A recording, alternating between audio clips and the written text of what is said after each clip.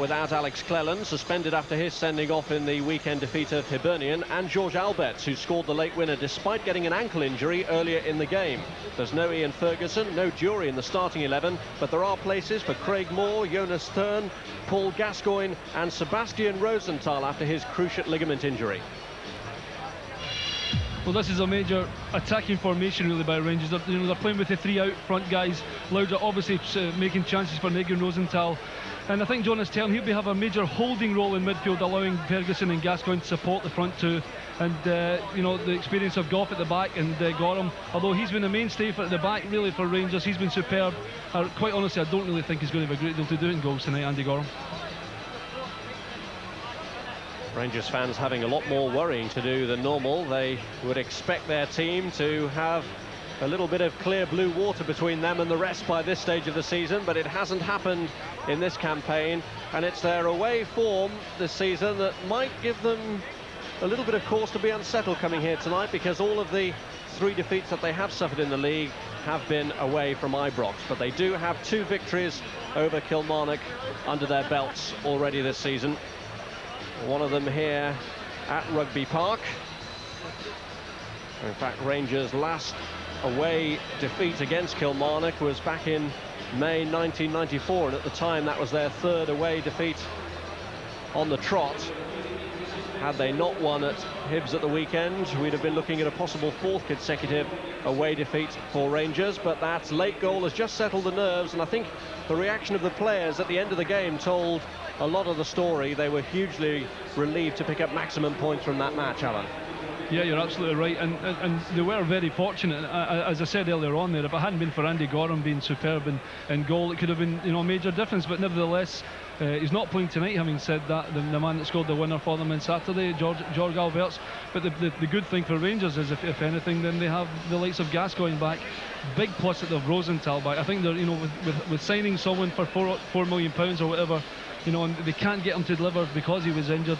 I think there's a bit of pressure on him to start, putting the goods on right away for Rangers, and they really need it, because Negri's been carrying the team with the goals he's been scoring himself. But then he's back in. You're right, the away form hasn't been good, but good place to start here. It's not an easy come to play. Superb stadium here, and as I said, Kilmarnock's home form has been well documented. They've done really well at home, but it's all about this mob tonight. If they want to stay top of the league, they've got to win tonight. Well, out come these Rangers players who are bearing the hopes of supporters looking for that 10th league success in a row, and to give Walter Smith a rousing send-off. Tonight is his 50th birthday, and these are the players who threaten to upset the party. Kilmarnock's players, as Alan emphasised, have had a great home run. They've got some tremendous backing here at Rugby Park, and there'll be 1 or 2 of them determined to do a favour to Celtic and Hearts in the chasing pack. What a big night it is for Sebastian Rosenthal. A goal on his debut in that cup tie against St Johnstone, followed by the serious ligament injury that's kept him out until recently. His substitute appearance at the weekend after his comeback for the B team for Chile in the international against England at the Hawthorns, but tonight hoping to make a big impact after his big money signing. And on the other side, a great favourite of the home supporters, Paul Wright, a consistent goal scorer, 12 to his credit already this season, and at 30 years of age just signed up on a new long-term deal, as Kilmarnock have been attempting to do with 1 or 2 of the favoured players in their ranks. Paul Gascoigne hasn't been a regular starter for Rangers, but if he's got his good head on, there's no telling what might happen, is there? Well, he's the man that makes them tick, isn't he? And I think they honestly have missed him in midfield. Certainly won't hurt them tonight, having Stuart McCall out. Stuart's actually come on Saturday, injured the top of his leg, and he's been out. It's only the first injury he's picked up after making his comeback after being out for a long time. But the bottom line, I think if Gascoigne's on song, and I think he'll be looking to get on the ball as often as he can, then you can imagine he can do the business. But I will emphasise that Kilmarnock have done well in games against Rangers and frustrated them for long periods of the game. And as we know in football, the longer it goes, the more difficult it can become. The pressure is on Rangers to get result tonight. Simple as that. The worry for a lot of Rangers fans must be if 1 or 2 within their ranks are getting a bit demob happy. Not only Walter Smith's resignation at the end of the season well known, but Brian Laudrup also having signed that pre-contract agreement with Chelsea, which will see him on his way to Stamford Bridge in the summer at the latest. Tonight's match referee is Bobby Orr.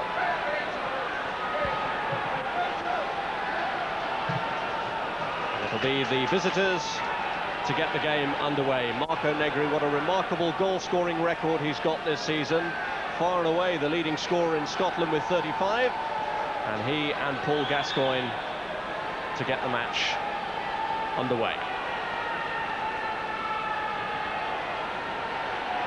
Three teams then locked together at the top of the table on 52 points. Can Rangers give themselves a little bit of breathing space before those home games tomorrow? For Celtic against Dunfermline and for Hearts against Aberdeen. Rangers do, of course, have that game against Hearts to look forward to at the weekend. They've got a throw in, and Craig Moore is the man to take it. Here's Laudrup involved in the action early on. Challenged by Holt, and Paul Wright far and away offside. He likes to try and do that, Paul Wright, Rob. He tries to cheat a little bit to get on the other side of the defenders. You can see he's a little bit unlucky. You can see he's away already. I'll tell you, Bjorklund was sleeping there. If that had been a bit closer and Paul Wright was through, it would have been a goal, I would imagine. Kilmarnock haven't had too much success against Rangers of late, but the last time that they did beat them, Paul Wright was on the score sheet. That was at Ibrox, and Paul Smith, Walter Smith, the Rangers manager, hoping that nothing like that happens today to spoil his birthday, 50 today.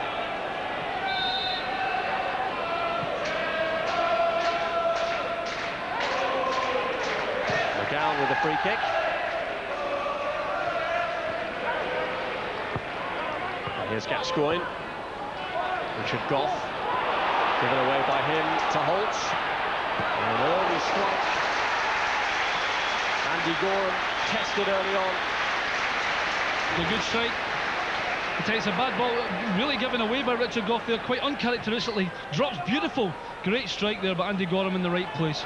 We do well to beat from under him. You can see here, it's a good ball through. Good strike by McIntyre. Tim McIntyre has had his problems with injury of late and has just forced his way back into the reckoning, which means now a place on the bench for Mark Roberts. Here's Negri. Unlucky break for him. Came up and hit him in the face, and as we've heard, he's a bit sensitive with facial injuries at the moment after the blow he took with a squash ball that kept him out for a while. But he's got the ball on here, and it's Brian Laudrup tearing through! But unable to finish. You've got to say, for Brian Laudrup in that position, it's a bad miss, Rob. I think Negri here's maybe trying to hold it up. Montgomery bundles into him. Good play by the referee, you've got to say. He's played advantage, and Brian really should be hitting the target from there. And, you know, a man of his class, really, that's a bad miss when you don't let the goalkeeper do his job. Laudrup has got 4 goals so far this season. All of them have come in league action. McIntyre here putting more pressure on Gough and giving away a free kick that's hotly disputed.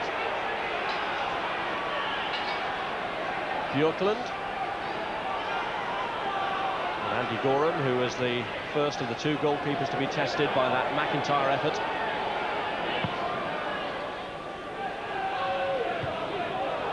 Headed away by Baker. Martin Baker again, and Wright again playing on the shoulder, and not so far offside this time. Yeah, that was very, very close. Very close indeed. Again, you see Paul Wright, he knows the ball's going to go in there. Maybe from the picture you think maybe he's just a little bit offside. Possibly Gough playing him on the far side, but Paul Wright, believe he will look to get in behind all the time. And sometimes strikers do have to try and, you know, gain that half yard. He's certainly not the quickest, Paul Wright, but a couple of times there he's been very close. And here's Laudrup, who's already gone to the other end and produced one shot that he will have been disappointed with because he didn't test the goalkeeper, but he's threading away through again. Turn just unable to deliver the killer ball. And it's Nevin here who set McIntyre away. Gough is back there though. Good defended by the big man, using experience here, got his body in front of the ball, gave Jim McIntyre no chance of winning that one.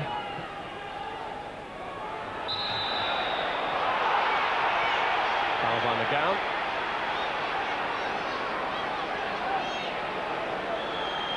Kilmarnock leading the chasing pack behind the top three, but a good 19 points distant. And Gascoigne here to try and unsettle them with one of his specials. He decided to try and play it in though.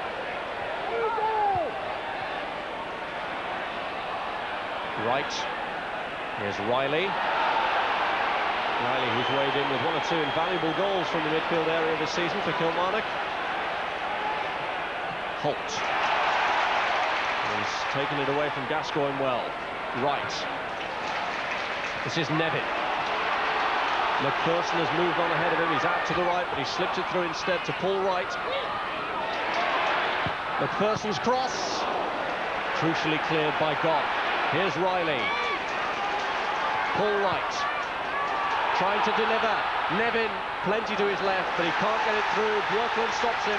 Corner to Kilmarnock. Encouraging start. Yeah, it's a great bit of football from Kilmarnock. First time really Pat Nevin's been involved down this right-hand side. Started the move, a couple of good passes, getting the ball out wide again. Nevin gets the corner. Cleared to Rosenthal.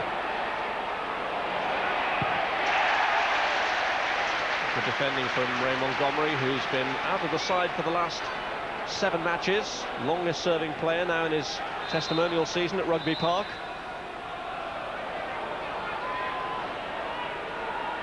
Bobby Williamson, the Kilmarnock manager, former Rangers player. Always a special occasion for him, reunited with his old club.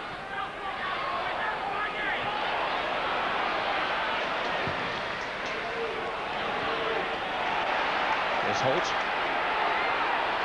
This is John Henry. Nevin. Been some good football from Kilmarnock in the opening exchanges.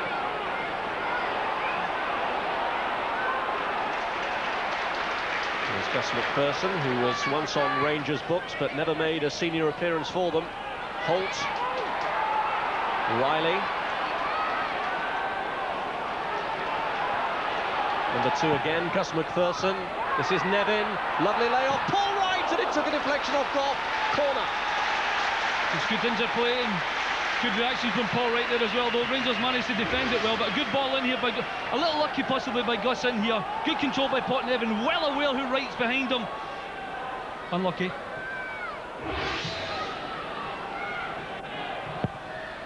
Riley's latest corner. Holt meets it with a header.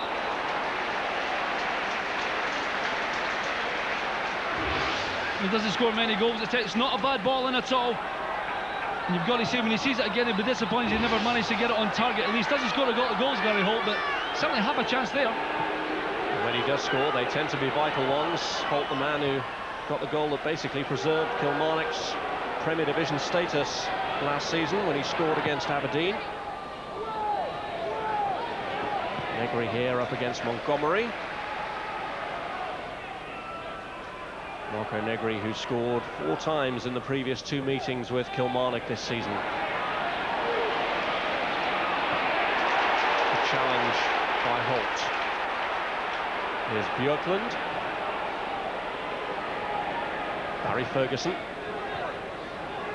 Rosenthal. This is Moore. Jonas Turn. Perini. Gascoigne. Just noticed Gascoigne there, Paul. He's feeling a little bit. He seems to be thinking maybe hurt his knee, maybe his calf. He certainly was humpling a little bit there and was quite quick to get the ball away there. Well, he's been on the bench for the last couple of matches as Paul Gascoigne in the starting lineup tonight. This is great skill from Laudrup. Cleared by Montgomery, who made sure that he was in front of Negri. Perini. Foul. Turn takes over. This is Ferguson. Negri. Montgomery sticking tight to him. Gascoigne here, can he place one in? No, it's left to Jonas Turn. Shaping for the shot! Wasn't far away, was it? Good play by Rangers there, very patient build-up. Jonas Turn, who hasn't scored a lot of goals since he came to Rangers. You can say here, I still say Gascoigne's struggling. I wouldn't be surprised if he comes off It's not like him to give the ball away so easy. Good movement by Tern there. My goodness, was he close. Almost there. Good movement by him there. Trying to turn and bend it in. It wasn't far away, was it? Another player who's only just back after injury. He's missed the last 5 with a back problem as Tern, but the injury problem that's of more immediate attention here for Rangers is Gascoigne, who's not moving too cleverly at all. Rosenthal. Question really of how much longer they can give Gascoigne to run off the problem that he appears to have collected.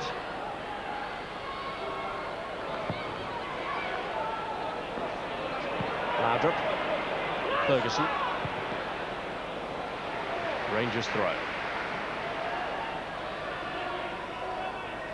All 3 league defeats have been suffered by Rangers on their travels. Dundee United, Celtic and St Johnstone, the teams to beat them in the league. Ferguson here looking for Negri. Shapes up with his back to goal, manages to turn. But Kevin McGowan giving him no room for the shot. This is Baker bringing it clear for Kilmarnock. McIntyre, Goff going in behind. Richard saying no to the referee, but it was an absolute stonewall foul. He just bundled him from the back there. So that's a good play by McIntyre.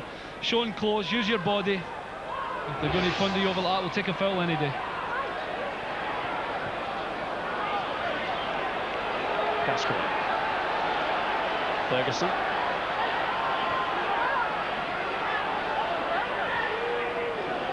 This is Moore.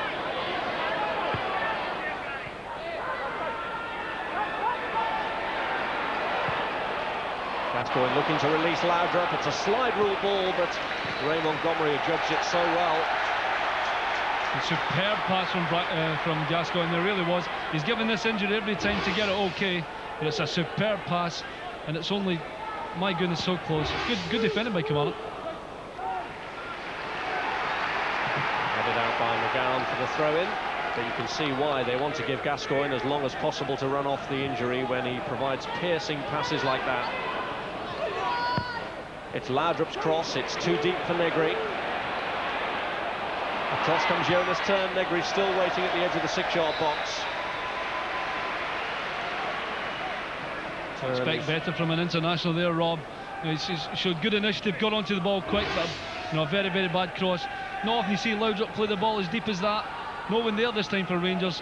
Tern gets onto it in a flash, but that's a bad cross. Just a little bit on Gascoigne there, Rob. He's obviously said to the bench there, to Walter Smith and Archie Knox, that he is okay. Walter's come down into the dugout now, so is obviously their fears are unfounded.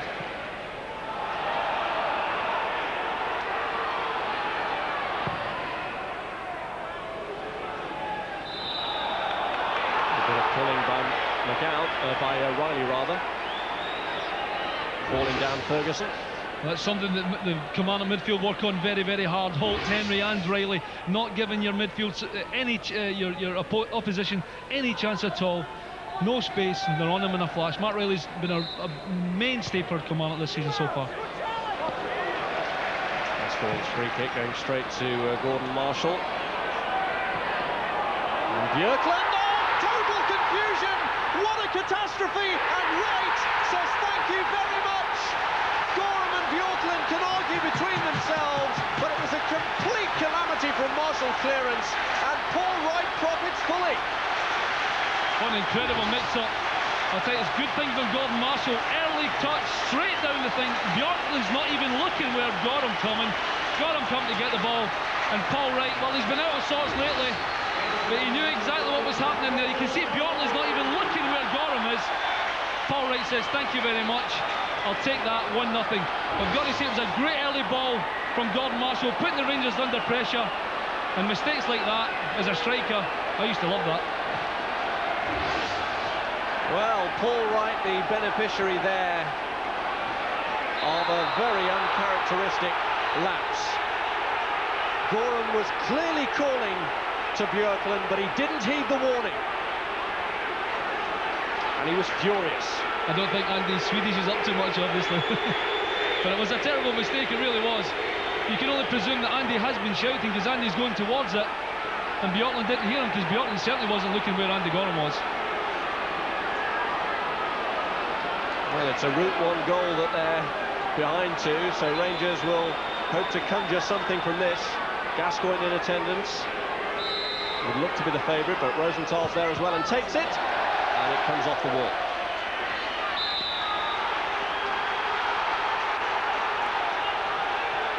Not a great free kick. They were bent around the wall. The wall does their job. They're not standing there for nothing. They don't want the ball to get to the goalkeeper, but it wasn't a good free kick. And the corner kick is taken to Turn, who hasn't been picked up at all, but his attempt is blocked by Holt.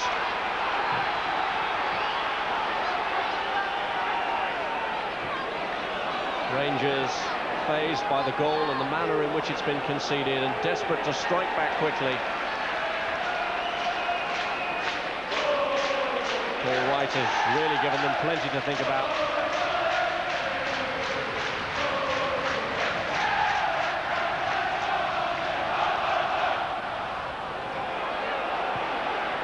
Cleared towards Wright again, but this time it falls kindly for Björklund.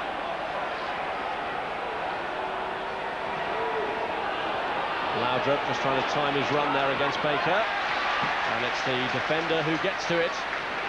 He's going to have his hands full tonight, Baker, if Laudrup says on that side, but he did well there. Gascoigne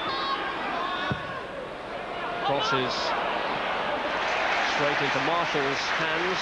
Gordon Marshall, who takes a huge slice of credit for the goal and played a big part in it with his assist. He'll be happy with that take as well. Remember, Kilmarnock are coming off a 4-0 drubbing on Saturday, Robin. You know, they take the lead against the other Old Firm rivals, and they can set them down a little bit, as well as Gordon Marshall.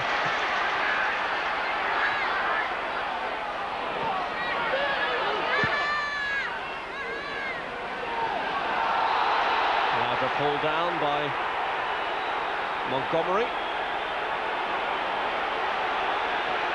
And it looks as though Montgomery, who'd already had a warning for a previous offence, gets booked. Well, they've certainly got a grip of him there, hasn't they? I mean, he'll obviously claim his innocence. He's maybe a little harsh, because I don't think he's in many too bad tackles, Ray Montgomery. But I suppose if you're going to grab Brian Laudrup like that, then the referee's going to take it as a booking, and that's exactly what's happened. Well, Montgomery's defensive partner, Kevin McGowan, was sent off against Rangers at Ibrox in November, and Montgomery's the player under pressure now with a yellow card to his name. Slipped through here by Turn, and Gary Holt doing so well there, showing great strength against Rosenthal. Yeah, I said that earlier on in the midfield. They work so hard, they don't give you any space, and it's exactly what he did there, Gary Holt. Running back, checking for the run for Rosenthal, and they're going to have to do that a lot, Kilmarnock, because they know most of the time it's going to be Rangers' possession, if that's going to be the case. But certainly Kilmarnock have started well. Started the way they've played Rangers every time so far, except this time they've got a little bit of luck, and Paul Wright's putting 1-0 up. Baker. Here's Gascoigne. Perini. Rosenthal. Gascoigne.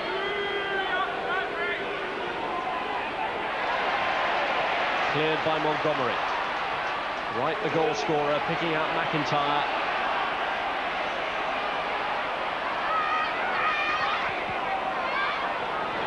Turn. Header back by McGowan. Marshall not too sure. A bit of uncertainty there between he and Montgomery, but he sorted it out adequately. Goff. Rosenthal.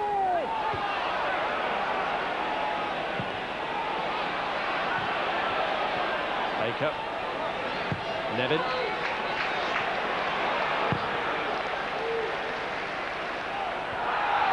Goff. This is Gascoigne. Looking to set Rosenthal away again.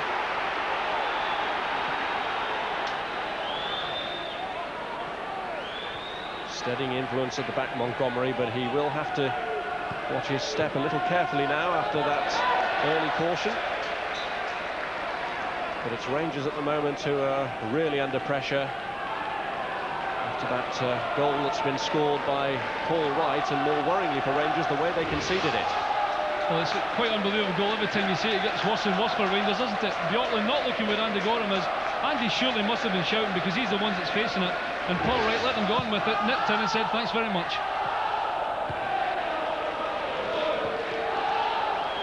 Just like the one that Peter Schmeichel conceded recently, it's a goal that Andy Gorham won't care to look back on too often. But it's a goal that, the way things stand at the moment, has given a little bit of hope to Celtic and Hearts in the slipstream of Rangers.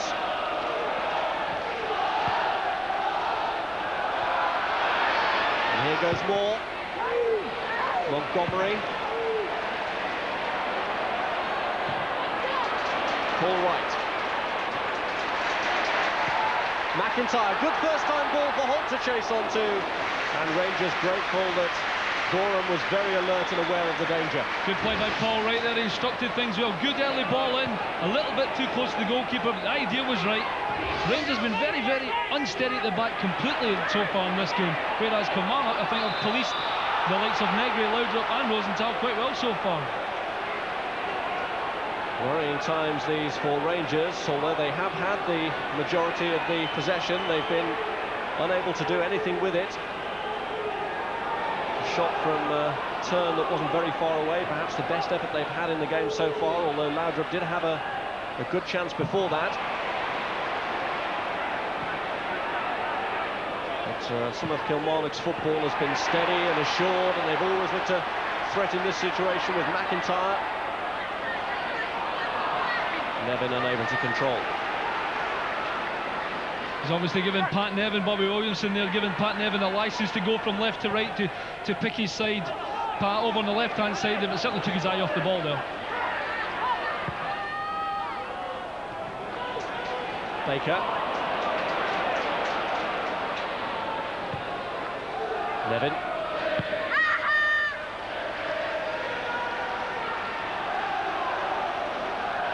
Not the start that he wanted to his birthday match. Walter Smith, great servant of Rangers, and due a testimonial himself a week tonight, in fact, against Liverpool.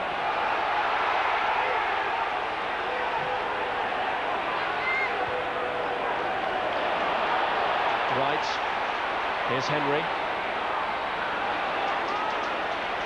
Riley. Challenge was by Goff, and in goes Laudrup. There's plenty of steel in that challenge from Goff, which has left Paul Wright grounded. The referee thought it was a perfectly fair and legal challenge, and it's Rangers breaking with it, and Jonas turn. Back to turn from Montgomery. Cleared by Riley, only to the Swede again though, now Laudrup. Perini's made a run into the area for him. Good challenge by McGowan. He's had a good solid first 25 minutes, Big McGowan at the back there. He's done really well, anything asked of him, he's been equal to it so far. Paul Gascoigne.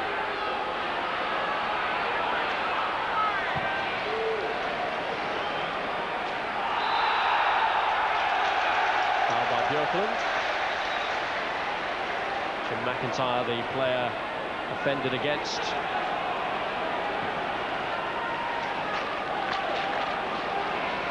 McPherson. McIntyre. Right, the only Kilmarnock player in the box.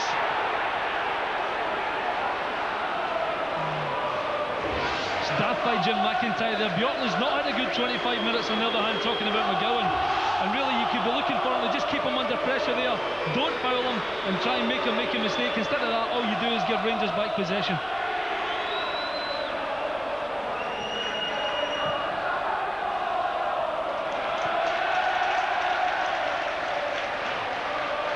Gorham and Bjorklund desperate for something to happen at the other end, so that their memory of the catastrophic goal they conceded might just fade into the distance.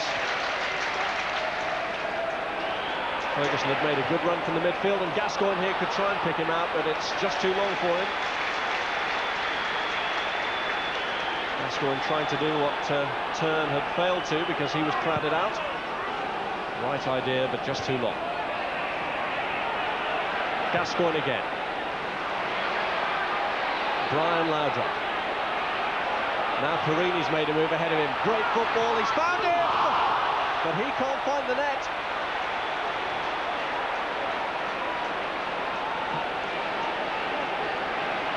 Exquisite play from Brian Laudrup. Probably the wrong man, Perini, to find in that sort of situation.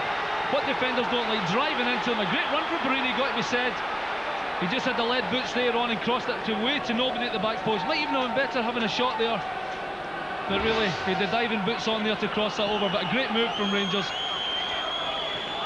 Sergio Perini actually scored against Kilmarnock in the 4-1 victory back in November.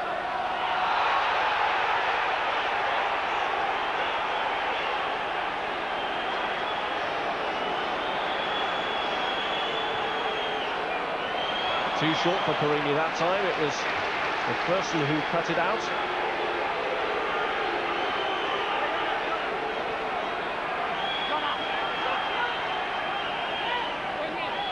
It's Perini with the throw-in. Richard Goff.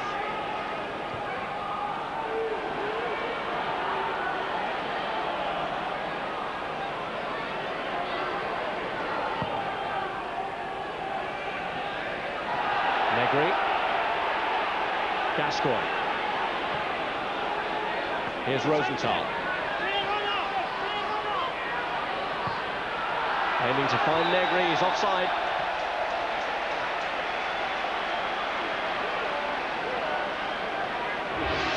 And we know he's going to try and get free in the box there. I don't know if it's definitely offside there. It's the right decision. But we know he loves to score goals and get in the box there. And that's the only time Kilmarnock are really going to have to be careful in there. Scored from a similar position in Saturday from a Laudrup cross, and he'll look to get in there all night. Well, plenty of those offsides for Kilmarnock have seen Paul Wright in an advanced position, but he was certainly in the right place at the right time to benefit from a complete breakdown in communication between Björklund and Andy Gorham that's led to Kilmarnock's goal. There did seem to be a call, and a fairly strong one at that, from Gorham, but Björklund proceeded with his action. Paid a heavy penalty, and it all stemmed from this man's clearance. McIntyre. And cheers there for Björklund as he does reach his goalkeeper.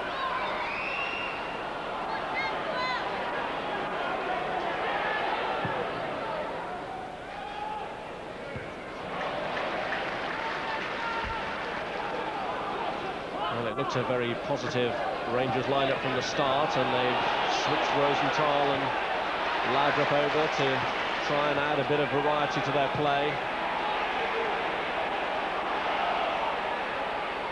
So far still unable to find the opening to cancel out that Kilmarnock goal. This is Laudrup. Jonas Turn. Gascoigne. Laudrup. And it's fallen to Rosenthal, and he slipped Laudrup through. Chance for the equaliser, and Marshall denies him at point-blank range.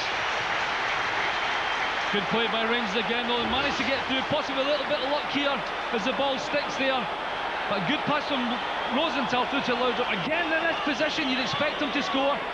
Got to say, Marshall does really well there. Laudrup's corner this time, headed away by McIntyre.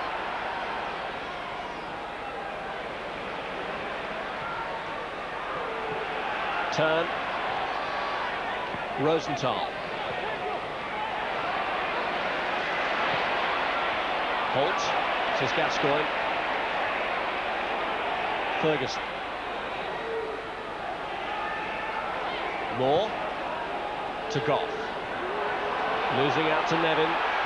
And slipped through by Henry. Björklund, the covering player. Perini. Gascoigne.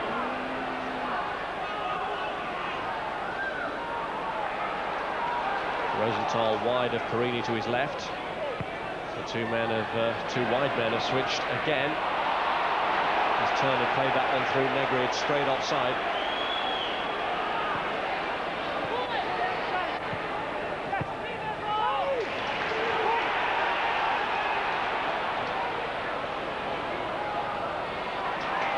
Take up. And McIntyre had timed his run well that time. He's onside. And that's left Moore with a retrieval job to do. And McIntyre, just when he seemed set to get through, goes down, but no free kick given against Moore. Can't believe that. Looked as if Moore's really chopped him down. The first challenge was okay with the shoulder. You see here, the first challenge okay there because McIntyre's expecting it. Jim managed to keep it there, but that's a foul for me. And it was a very, very promising position that for Kilmarnock. McIntyre looked through. He'd shown great awareness anyway. He'd stayed in an offside position to move on to it. Used his strength to get away from Moore in the first place. And can feel hard done by that he didn't get the free kick.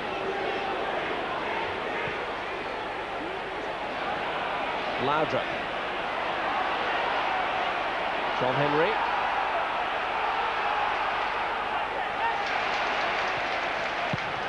That was McPherson, and this time it's Holt who's sprung from the midfield and it is onside and has won the corner off Björklund.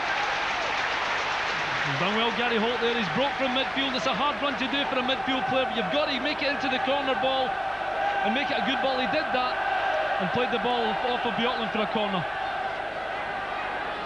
Ever since Laudrup produced that save from Gordon Marshall, Kilmarnock have really shaken up their ideas. They're not resting on that 1-0 lead. They're sensing perhaps that Rangers could be vulnerable to concede another as Riley's corner is planted in. And they're flying in. It's Nevin going for it. Well cleared by Ferguson. Montgomery. Riley. McPherson. It's Mark Riley again. Holt.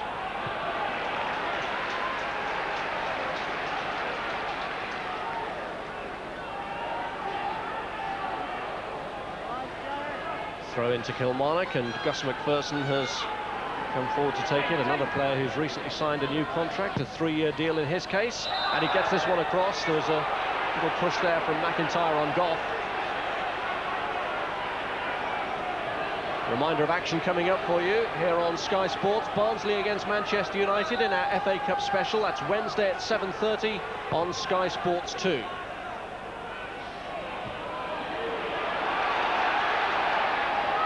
With the replay coming up in that match, memories of the goal that Peter Schmeichel conceded to John Hendry in the first match. Not exactly echoes of that with Björklund and Andy Gorham, but still a horrible moment for both players concerned tonight.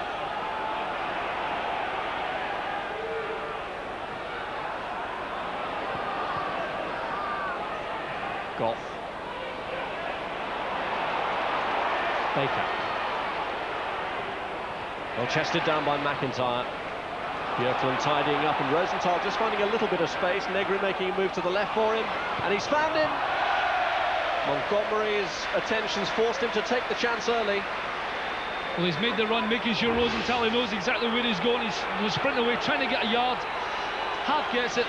It's a hard chance. It's a half chance possibly, but it would have been a tremendous finish if he got it. But nevertheless, you know just how dangerous Negri is, and good play by Montgomery there, just making sure he didn't have a free shot and goal. Well, Rangers will keep battering away and may already have managed more attempts at the moment, but not too many on target for them at the moment. But Negri's 2 goals in the meeting of the sides at Ibrox in November came in the last 3 minutes of that encounter. Indeed, the score was 1-1 going into the last 5 minutes of the match, so Kilmarnock will be taking nothing for granted here. Brian Laudrup. He's looking for Ferguson, cleared by Baker's header, and this is Nevin.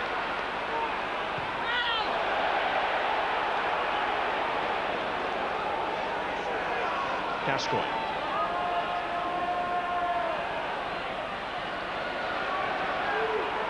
Rosenthal. Cleared by Montgomery after it had taken an unfortunate deflection off Henry. Baker.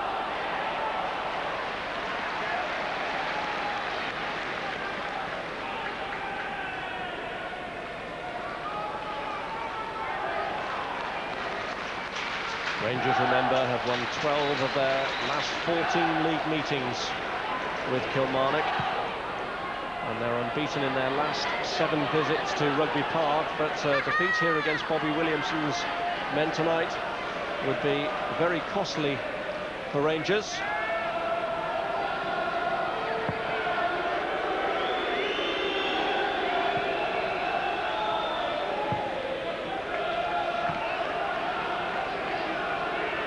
Walter Smith is already contemplating a change here, and Gordon Dury, who did start at the weekend, is going to come on now, and it's Paul Gascoigne that he's taking the place of. Well, we spotted earlier on Gascoigne was struggling, Rob, and it's been noticeable over the last 10-15 minutes where at no time has Paul Gascoigne done what he normally does, is get the ball and drive into the defence to try and support the front players. That hasn't happened at all. And they've got Gordon Dury on. Gordon actually spoke to him before the game, wasn't that happy to be dropped here. He'll be happy to get a chance now and prove that Walter Smith shouldn't have dropped him in the first place. Dury getting a touch here for Laudrup. Cleared by McGowan. Brian Laudrup again. The owner's turn. This is Moore. Ferguson. Nevin could afford to leave it, Moore unable to connect. Well, there's the problem that has afflicted Paul Gascoigne. It's a disappointing comeback for him, and he really does appear to be inconsolable. Yeah, it doesn't. Certainly the muscle below the calf, between the calf and the Achilles at the bottom, it'll just be a real niggling injury, difficult to get away, because every step you take, the muscle works, and that's the problem, and they'll ice that probably right away, and hopefully it certainly doesn't need an x-ray, and it's just a muscle problem, which means it still means a couple of weeks to 2 to 3 weeks anyway.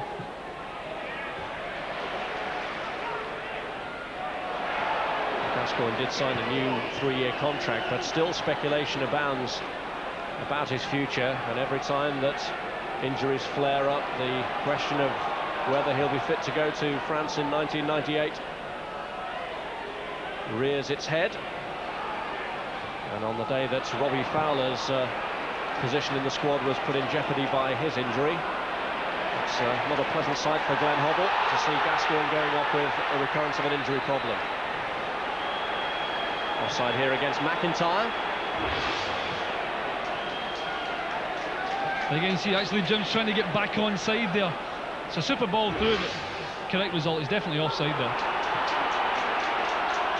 Jim McIntyre is a player who's been badly affected by injuries this season. He's only recently back after 6 months out with a serious knee problem. There's McGowan. Perini into the back of Paul Wright, who emerges unscathed to try and put McIntyre in the clear. But it's Björklund tidying up this time. Richard Goff.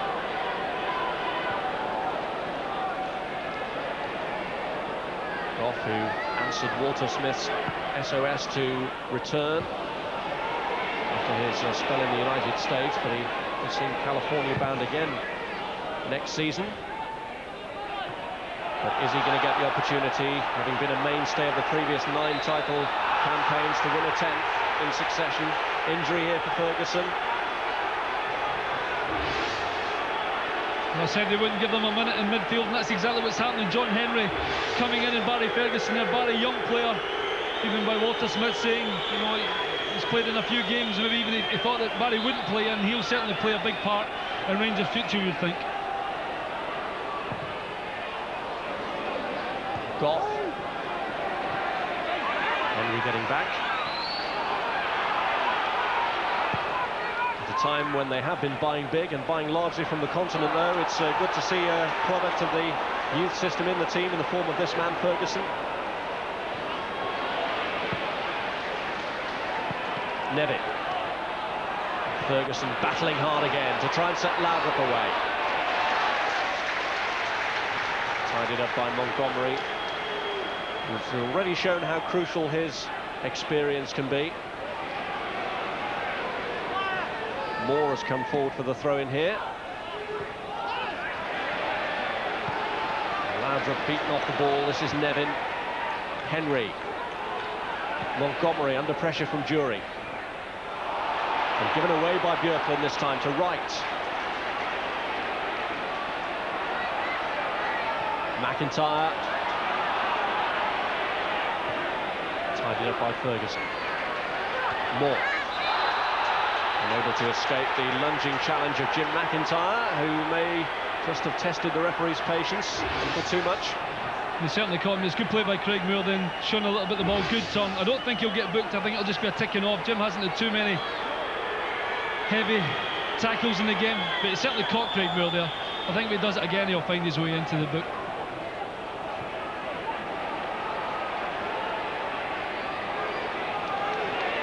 Gordon Dury.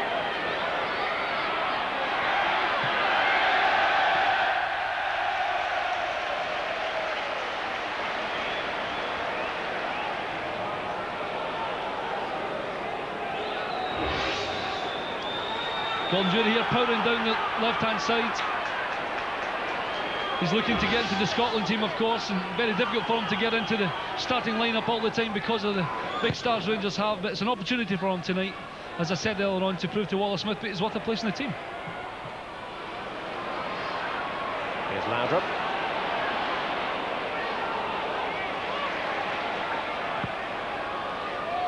Goff.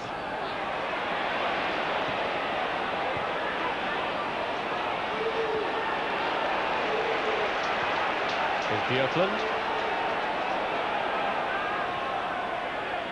Here's Perini. Jury. Björklund. He's carried that on too far.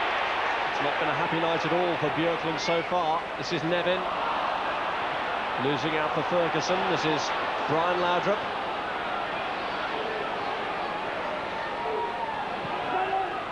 Negri letting it go, Jury retrieving for Rosenthal.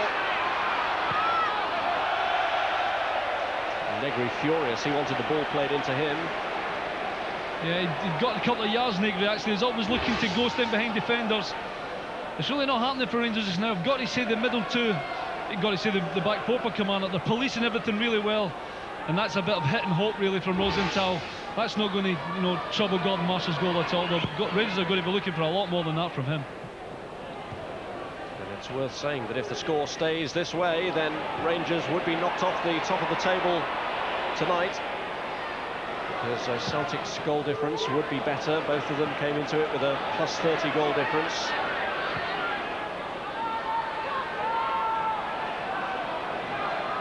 The Rangers have now conceded their 28th goal of the season in league football, and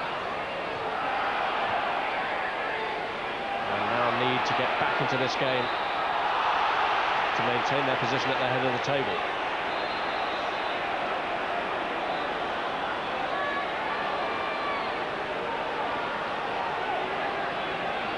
Jonas Turn with the free kick, and Richard Goff has gone forward for it. That was Ferguson, and Montgomery in confusion, and Goff winning the corner. Well, it's the first time the two in defence have been superb so far. First time really tonight they'll let one another deal with it. Thankfully they managed to get the block in from Richard Goff's shot. Corner played back to Rosenthal. Here's Goff.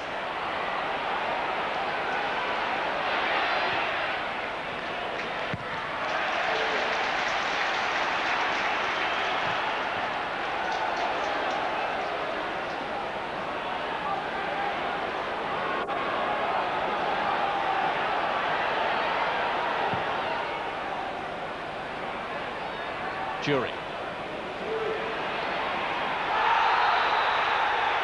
Foul by Jury. Well, we know he's a fierce competitor, Gordon Dury. A little bit over the top there, that's a dangerous tackle.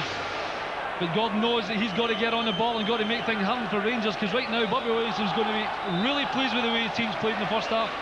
And all the problems are with Walter Smith, and he'll have to make, not necessarily a few changes, but certainly a few words because Rangers, as I said before, have been unconvincing last week, and again, Rob, tonight in the first 45 minutes they've been very unconvincing.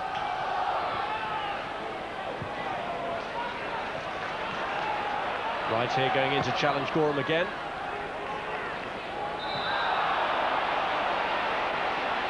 Foul by Riley. And free kick taken well out of position.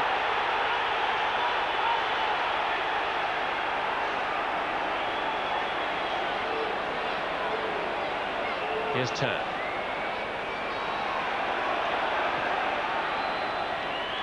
Rosenthal. Goff has stayed in the attack with Jury and Negri. It is Richard Goff. Perini. Negri just getting back on side at the right moment. And looked very theatrically at the referee there for a penalty, and maybe did his cause no good at all. No, I don't think... okay, let's call it a little one-upmanship, but he's not going to get a penalty for that. Laudrup. And headed behind by Baker for the corner. Just back on Negri there very quickly, Rob. I think the space he had actually been better, actually concentrating, get the ball down and under control and having a swivel shot on goal. Instead of that, looking for the penalty has brought Rangers nothing at all. Ferguson's corner. And there goes the half-time whistle in a very disappointing first half for Rangers, after which there'll be plenty of inquests. Paul Wright benefiting from a defensive mistake, a complete breakdown in communication between Björklund and Andy Gorham, who appeared to be calling to his defender as Gordon Marshall's launch clearance went down the other end. Gorham came for it, Björklund didn't see him, didn't hear him. Total catastrophe, and Paul Wright was the beneficiary to give Kilmarnock a half-time lead and leave some very anguished players. That anguish will undoubtedly spill over in the Rangers dressing room at half-time, where the scoreline is Kilmarnock 1, Rangers 0. And what a story this game is turning into. Kilmarnock in front and Rangers in trouble. Rangers have won 4 corners to only 3 for the home side, but really not much penetration from Rangers as they look for a good win to take themselves clear on top again. 1 first half booking, Ray Montgomery for Kilmarnock. Squeezed into that middle third of the field, and Rangers again plenty of possession of the football, but where is the penetration for them? And just to remind you, if it stays like this, Celtic go back to the top ahead of their own game tomorrow night. Charlie Nicholas and Trevor Stephen with me. What's going wrong for Rangers? I just feel it's been fairly uninspired, and there's not been a great deal to shout about as far as Walter Smith's concerned. He certainly won't be enjoying his 50th birthday this evening rather. Kilmarnock have been dogged, they've been determined, but an error has allowed them to take the lead before half-time, and you can't say that they don't deserve it. They've worked hard and probably getting out of the game what they feel they deserve. And a big story not just for Rangers, but again maybe for England, Paul Gascoigne out of the game. Charlie, do you feel there was an early tackle which maybe caused the damage?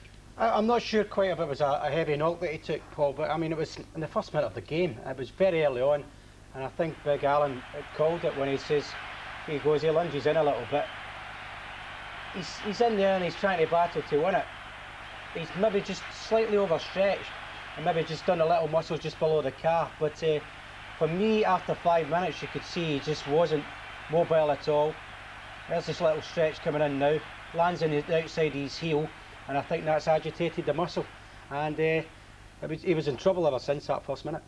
Trevor, just shades of, you remember the famous Gary Charles Cup final tackle, over exuberance, another case of that from Gascoigne tonight? I think he was back in the team and he wanted to do well, and when that happened, I took the wind right out of his sails, and he's not. It was obvious he couldn't perform as he wanted to perform. And I think Walter Smith had said, right, Jonas Turn, Paul Gascoigne, you provide that ammunition, give the ball to Laudrup, and you've got Rosenthal and Negri in there to score the goals. And it just didn't work out like that. So no penetration from Rangers going forward, but how about defensively? Well, this is the Rangers side that we've seen in the last 5 or 6 weeks, which has been indecisive at the back. Björklund and Gorham, it simply doesn't look Björklund, but I've got to say in his defence, I think he's in control of the situation. He's got the pace in Paul Wright. I don't think Andy Gorham needs to come out there. I think it's under control. But credit to the striker, they read the situation, and he's grateful for it. Trevor? I just typical of really what's been on display there. Just a lack of focus, a lack of togetherness. And Bjorklund, all right, he was under pressure, but he couldn't really afford to take his eye off the ball too much. Not the first time it's happened between them, is it? No, that's right. It's been an incident before with between Andy Here's Gorham and the high-angle view of tonight's first up. Yeah, Andy had to make the decision there, and Here's the one against Dundee United. yeah, again, it's a slip by Andy. This was the first one that I'd ever seen Andy. Yeah, it's Bjorklund run away there, Trev. I mean, he passes it back. He doesn't want to take any responsibility and just hides behind the striker. I mean, Andy gets the blame for it, but at the same time, the two of them should get it sorted out. They are going for a championship. Brian Laudrup, how much of a feature has he been tonight? Not a lot. I don't think he's done very much at all.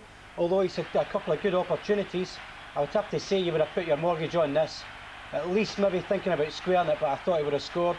He'd won early on in the first half, where we thought he might have done better also.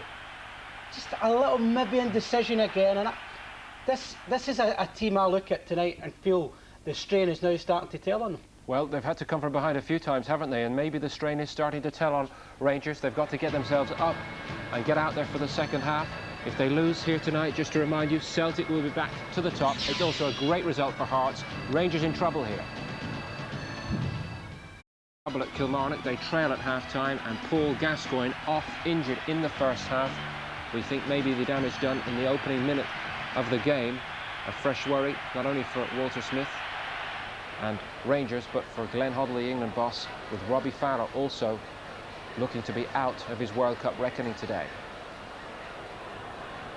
Charlie Nicholas, how do Rangers get this one back tonight? Well, they've got to show a bit more urgency about their play. I think Negri's sitting up there and not getting really any service. There's been a few half chances, but nothing other. At the defence, they still look for me as if they're nervous. They've got to put a lot more pressure on Kilmarnock, but credit to Kilmarnock, Paul, they're playing well. Trevor, Stephen? Yeah, just got to get some zest and some zip into the play. They haven't done anything like enough as yet. It looks a bit of an imbalanced team with Perini at left back, missing Alberts and Cleland, I believe. But it's not working with Rosenthal and Negri, and they've got to find a way around that. Thank you. Back we go to Alan McNally, and first Rob Hawthorne.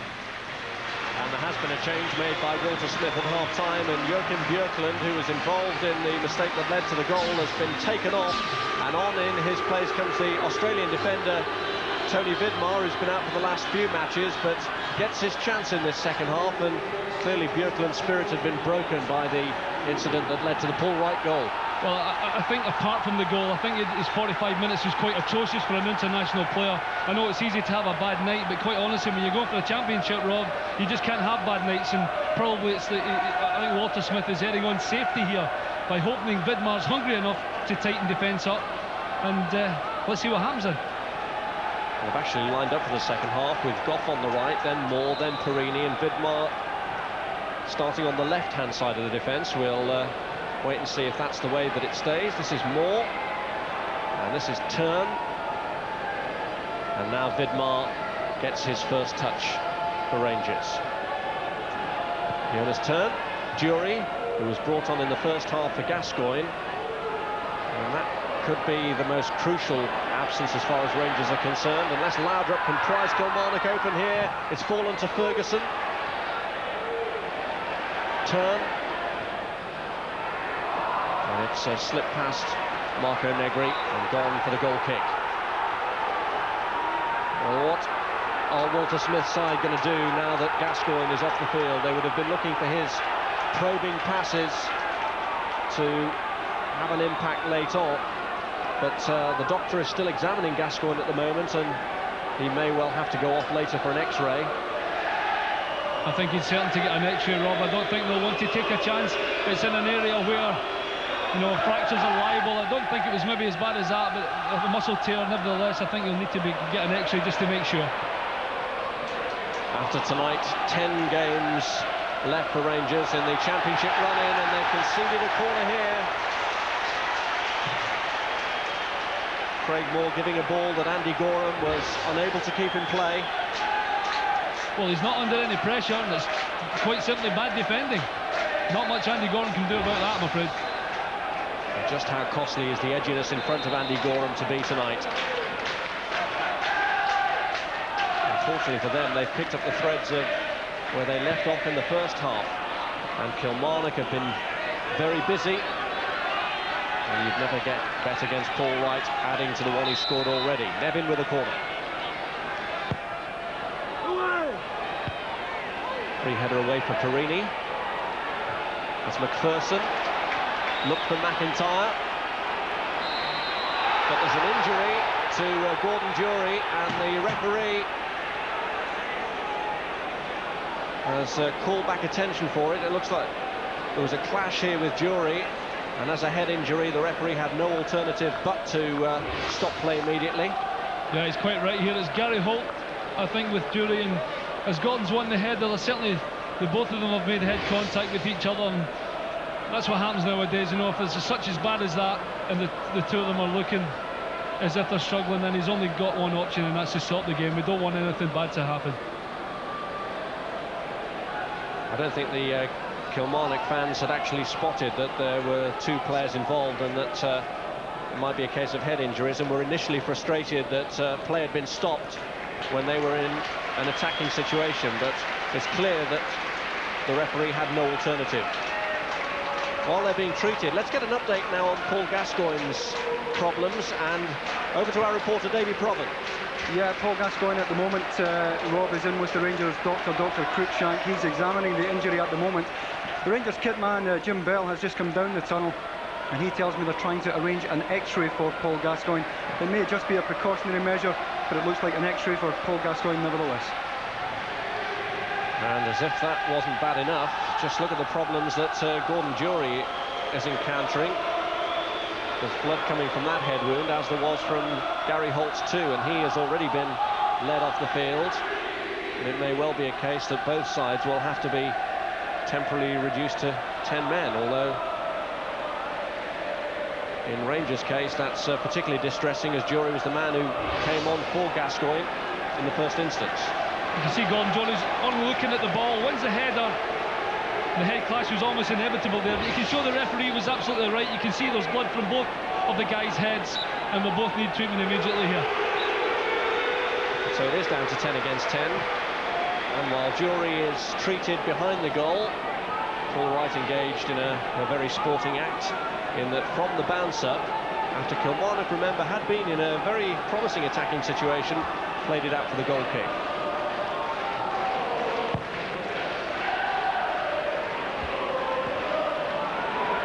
Negri. There's Vidmar. Linking up with Brian Laudrup. The cross goes behind for the goal kick.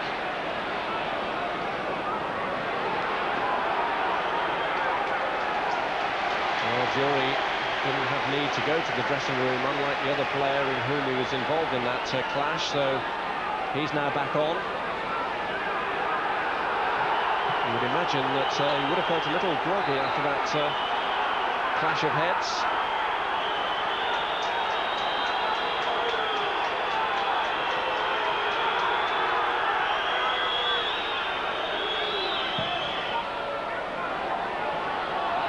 Kilmarnock, remember, at the moment still down to 10 men. Holt is the player off. Here's Perini. And Negri this time pulling away behind Montgomery, but he got to it. Laudrup. Vidmar placing it in, and Negri wisely left it for Rosenthal. Negri waiting at the edge of the 6-yard box. Jury making a run for him. But Jury couldn't pull it back. You've got to say it's not particularly great play by Rosenthal here. Delays in the ball, it'll be a good defending though, it's got to be said, and when Gordon makes a run, really he's got no chance of getting that, and that's actually a slack play by an international. If you want to be, winning championships, really your build-up play's got to be better than that. It's a Kilmarnock defence that has been leaking goals in the last couple of games, but they're holding firm here against the potency of the Rangers' attack. Negri, who's been so prolific, hasn't really had a sniff tonight. They haven't scored in their 2 games before tonight, Kilmarnock, but they let in 6 goals in losing their last 2 matches, and yet here they are protecting a 1-0 lead against the team that came into this match as leaders, but may well end it off the top. Celtic poised to go to the top of the table if things stay as they are. Perini here looking to hit Negri, but he's straight offside, and his frustration throughout the game has been mounting. We saw with his penalty claim towards the end of the first half that. Yeah, he's definitely offside there, Shane. Good ball in there right enough. It's got to be said that McGowan and Montgomery really have policed him well. And as you said already, Rob, really hasn't had a sniff tonight. And things are becoming more and more frustrating for him. He's going to try and steal that extra half yard. And thankfully for Kilmarnock supporters anyway there, he was offside.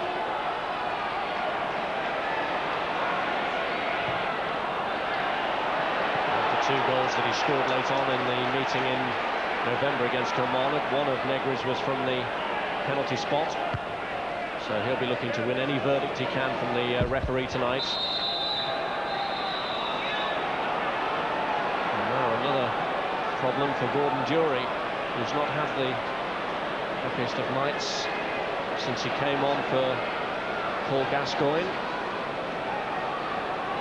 And it looks to be a recurrence of the problem that he suffered initially in that clash with Gary Holt, and Walter Smith is he's just watching on anxiously. Yeah, he's just taking the sign from Richard Goff there. Richard gave the sign to make a substitute, and that's what brought the stretchers on right away, and Walter Smith acknowledged that fact right away, and I think they'll definitely make a change. You're going to see it here, Gordon. No, he's just struggling badly, really struggling. Obviously that knock from before is just, he's presumably got double vision, Gordon, and really, if it's got it as bad as that, you can see it would need to be bad if Gordon Durie's going to go down, and it obviously is, and we're going to see a change. Well, it was a brave attempt by Gordon Durie to try and battle on despite the severity of the initial injury. But he is going to be taken off now, and that has to be the wisest course of action. And the player who is going to come on to take his place is Jonathan Johansson, player from Finland, who hasn't really had too many opportunities in the Rangers first team. Every time that he has been used, it has been from the bench as a substitute. Gary Holt came back as well onto the touchline. Yeah, so Holt is ready to bolster Kilmarnock's strength. They've been down to 10 men for a while now after the initial collision, but Holt is coming back on. This was the injury that caused the problems for both players. It really was an horrendous clash, and while Holt went away to the dressing room to be treated, Durie was taken behind the goal, and although the initial problem was sorted out, he clearly felt that he couldn't continue. And that really is a very sorry sight for Rangers. Johansson now try and take his chance. Sorry for Gordon Durie as well. I already said that he was disappointed at not being included in the starting lineup tonight, and then all of a sudden got his opportunity to prove to Walter Smith that he may have been able to start the game, and when you see Gordon lying on the stretcher like that, that's not good. It's also not good for, you know, the Scotland chances as well. We're looking for Gordon Durie to put a run of games in the Rangers team to give us match fitness to going into France, and not only all Rangers fans or football fans, but Craig Brown won't be particularly happy with that sight either.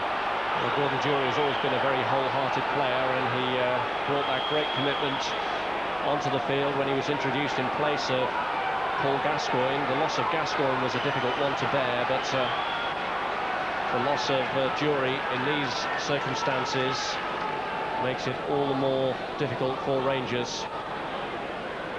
And it is not a very happy sight at all.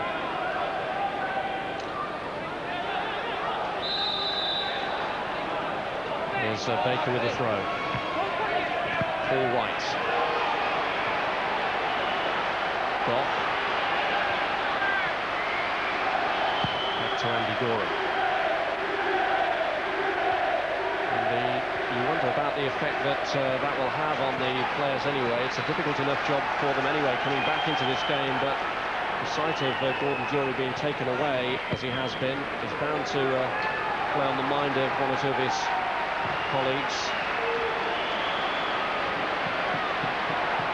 I think the problem Rangers have, Rob, as well, is the fact that we're looking for some consistency. Rangers, and what they've had tonight is just complete and utter turmoil. They haven't played the same starting lineup. They've now made 2 forced changes, and they're a goal behind, so things are not looking good. Here's Goff. This is Ferguson.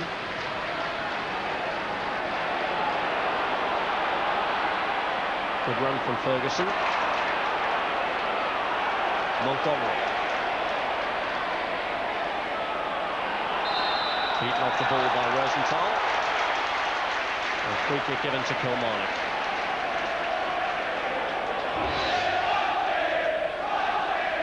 Considering Ray Montgomery hasn't played too often, he's had a good game tonight so far in the heart of that Kilmarnock defence.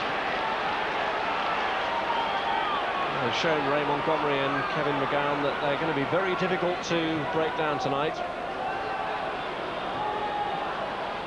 It's going to need the full repertoire of Laudrup skills and the finishing prowess of Marco Negri if they're to make something of this. But again, his frustration is evident. He claims he was being held there by McGowan, but it might just break here for the substitute. Vidmar! A great challenge, last-ditch challenge from Gary Holt. What a super challenge that was. Off the park, 3 stitches in his head, and has really to bomb over to try and get it out of Vidmar. I thought Vidmar was going to lift his head and play in Rosenthal at the back post. Didn't do that, but what a great challenge from Gary Holt there. Well, Holt did actually hurt himself in making the challenge, but Vidmar there thought he was going to make a dramatic entrance. You see here, he's missed it. Vidmar Bolton, if he just lifts his head, he can play Rosenthal in. What a super challenge by Gary Holt. And unfortunately for him, actually, he's injured himself in the process, but a great tackle there. He really did put everything into it, at some cost to himself there. Holt, who's only just been back to the dressing room for treatment to the head injury. And now the impact of that challenge taking its toll.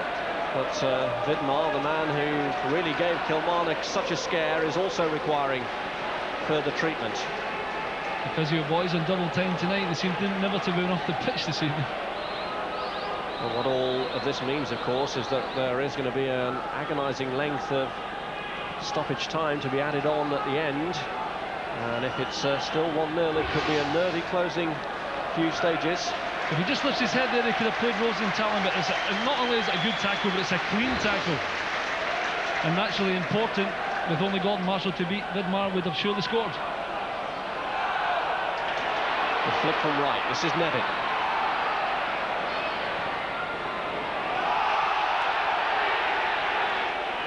Miller's turn.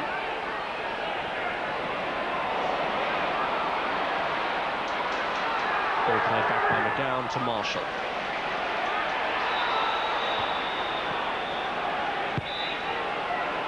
Nevin offside.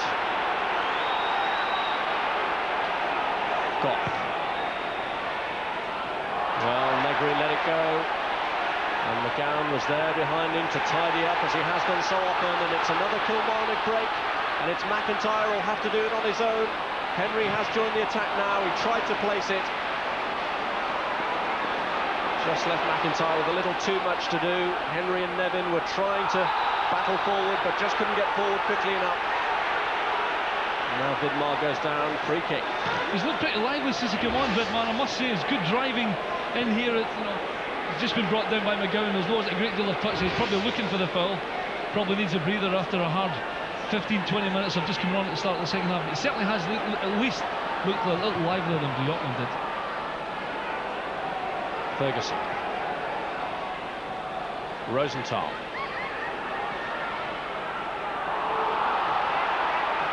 Cleared by McGowan.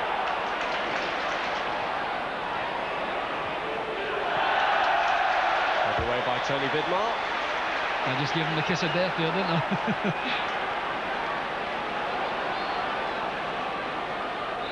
Well, Vidmar certainly has given Kilmarnock plenty to think about, though.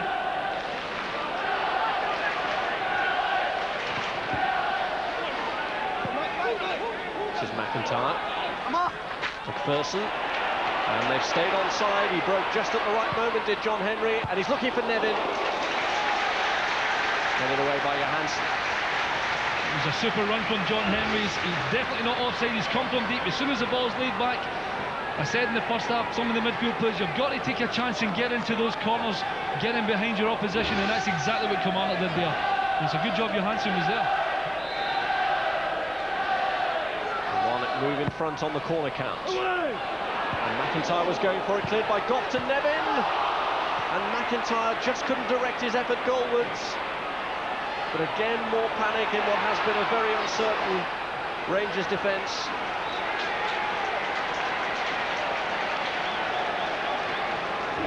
When he sees this again, he won't like it. Again, it's not particularly great defending by Rangers. It's only half cleared. Ball comes in. Oh my goodness, what a great chance. Completely full space for him. Just never made contact. He's already put the ball in the net, unfortunately, taking his eye off it. When he doesn't make contact, Rangers manage to clear the danger.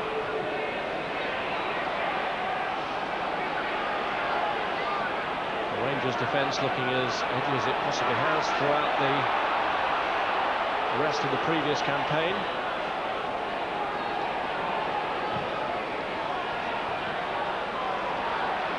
There's Nevin. Foul by Craig Moore. And Gary Holt very much a man in the wars at the moment. Doesn't seem to be a great deal, but Gary's down again. I don't know if he's going to need any treatment. He's certainly staying down. That's possibly a reaction from the same injury he had when he made the super tackle on Tony Vidmar.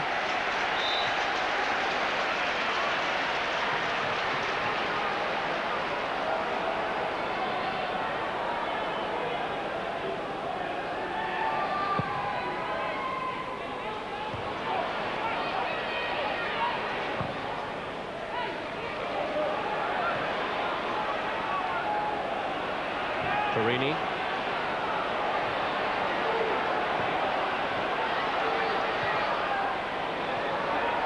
Right.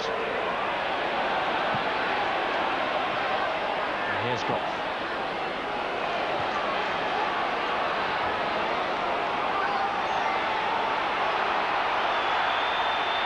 Gorham bringing it a long way out before finding Richard Goff.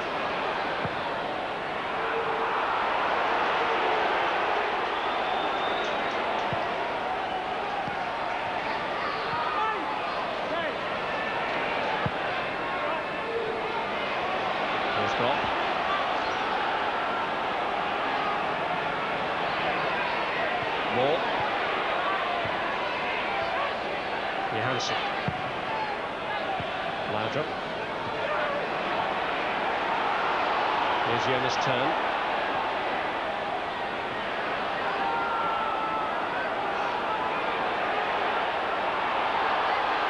Henry. Right. Nevin. This is Baker. Holt.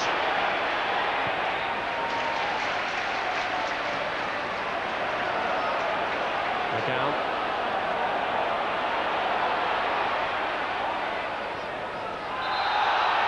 The challenge by Goff, conceding the free kick, which McPherson wanted to take quickly and wanted to take a little too quickly.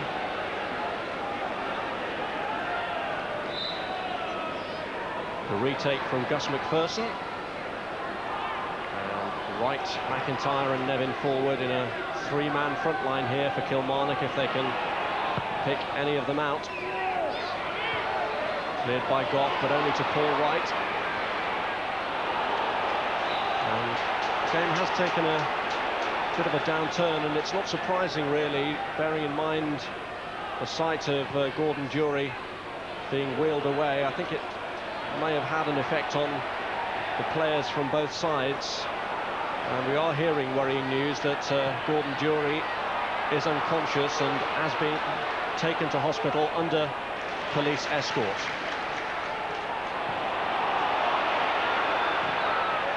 And I think that really has taken the game down a notch.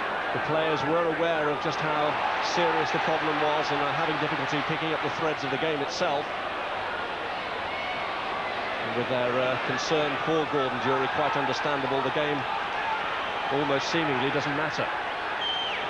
It certainly seems a bit suiting Kilmarnock more at the moment, because the game's very, very patchy, and they're certainly quite comfortable at the moment, Rob, but I don't like to hear that about any player, and let's hope he's okay.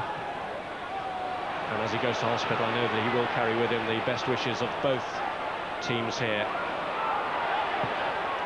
One of those occasions where all rivalry is laid to rest.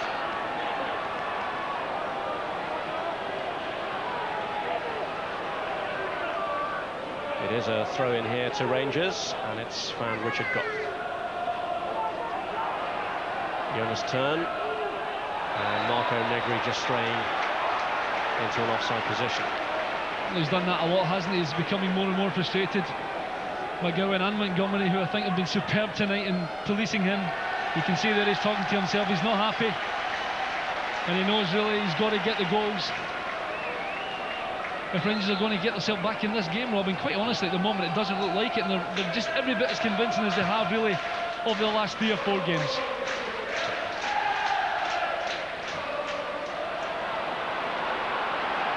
Here goes Laudrup, and he's won the corner of Gary Holt. Holt, who's played a great protective role for Kilmarnock, and continues to do so from this corner, which is taken by Laudrup. Goff flying in with a header, and it took a couple of touches. Negri just unable to get there. Nevin it was in the end who cleared it. This is Ferguson. Laudrup. And a testing cross for Marshall, and he hasn't held it. And Goff with the goalkeeper out of position. Rescued by Nevin initially, but Tarr gets it in! And that is a splendid finish! Jonas Tarr capitalising on the uncertainty as Marshall came and didn't conquer, and Rangers draw level. Well, quite unbelievable. It's the first time Laudrup really in the second half rather has been involved. Marshall come out, Goff tried to leave it. Marshall can't get back to his goal. Great vision by Jonas Tarr, got to be said, and a super flighted ball in. So we're almost waiting for each other to have a go. Marshall didn't get back onto his line quick enough, but great vision by Jonas Tarr there. You can see it's superb from here. Everybody trying to get out, leaving the goalkeeper bare. And Jonas Tarr makes it 1 each. It was an excellently executed finish. There was a lot of confusion in the Kilmarnock area as Negri here is caught offside, but he certainly had to pick his spot, and there were a lot of bodies in front of him, and he bent the ball over beautifully, Jonas Tarr. Yeah, it's got to be said too, when you see the ball coming in, first really time Laudrup's been involved in the second half. Marshall comes to get it, misses it. Goff actually tries to leave it, I think, to Rosenthal there. It's defended, and you can see Martin Baker bombing off his line. Shouldn't have done that. Leaves the goal completely bare. You can see Gordon Marshall's furious, but I wonder why Martin Baker tried to come off the line there, presumably to push out, to try and make it as though Rangers were going to be caught offside. But just in doing that, all he's done is leave the goal bare, and Jonas Tarr had the easiest task to put it in an open net. Well, Kilmarnock now taking that as the signal to make a change, and off goes Jim McIntyre, and on in his place comes the Frenchman Jérôme Varay, who's figured in almost every game this season. The only one he's missed, the October defeat at Celtic. But he's coming on at a difficult time where Kilmarnock, having seemingly had the game in the palm of their hands, have just conceded an equaliser, and Rangers, who understandably have taken a long time to shake off the effects of seeing Gordon Durie taken away with a serious injury, have now got the goal that, for the moment, banishes thoughts of the first half breakdown in communication between Björklund and Gorham that led to Wright scoring. But it's Wright with the ball at his feet again from this free kick. They're protesting at the distance of the three-man wall. Laudrup, Ferguson and Turn taking up residency and refusing to be shifted.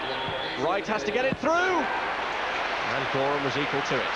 He's a good striker of a dead ball. Just, Rob, as you were saying there, we're protesting about the wall. That told you right away that Paul Wright was already thinking in his head of having a strike. Hit it well. Andy Gorham was equal to that one. There's a real daisy cutter from Paul Wright. He'd been hoping, presumably, that a little divot in front of Gorham might just take it away from the goalkeeper. But Gorham kept his concentration. Here's Ferguson. This is Johansson. Laudrup. Rangers now really testing Kilmarnock's resistance, and Laudrup has got through! And he got it through Marshall as well, and behind him it was McGowan who had to sort that one out.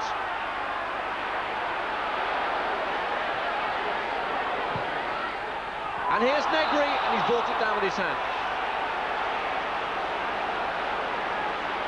And another horrible moment there for Gordon Marshall. Well, really, Laudrup starting to get the grip of the game. We haven't seen a great much of him, really, but a good run to the byline here. But Gordon's catching fresh air. My goodness, it's a good job McGowan's foot was there. Well, it looked as though Negri would have an easy tap in, but just over the last 5 or 10 minutes, he hadn't had a great deal to do, Gordon Marshall, so far in the game, really. And the last couple of times, my goodness, he's been a little bit shaky. It's been a real up and down night so far for Gordon Marshall.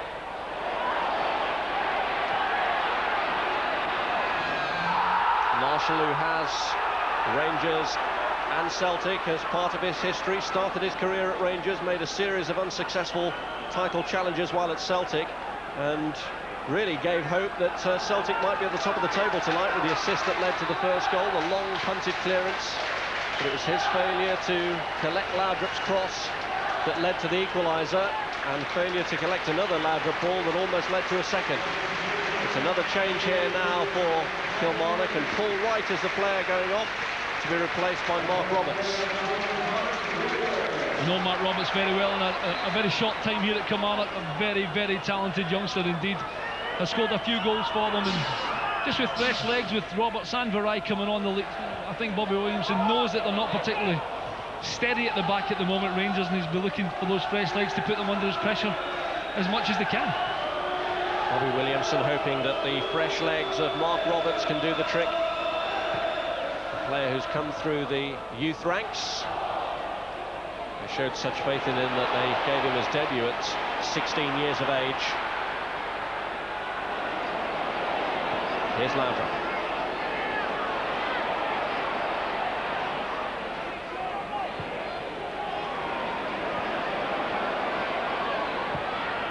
Johansson's cross, and Marshall had to be sure again and could only punch clear. Nevin. Nevin running himself in circles, conceding a throw-in in an area from where Rangers could benefit.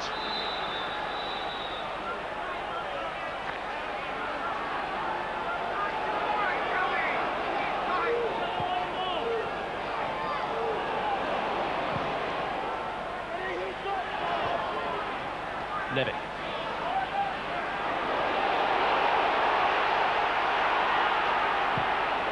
Baker. Headed by Moore.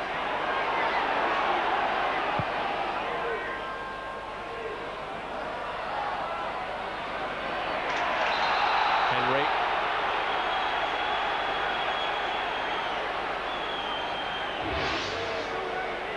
Those fresh legs are certainly worked there. Jerome Varai nipping in front of Perini. Just managed to get the ball. Perini brings him down.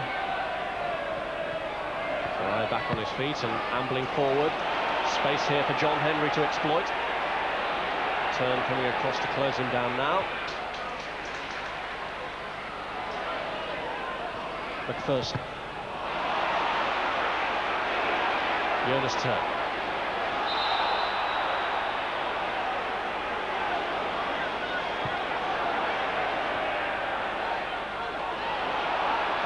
Jerome Varai, and taken down by Perini. There were other defenders back there covering, but there is going to be a card here for Perini, and it's a yellow one.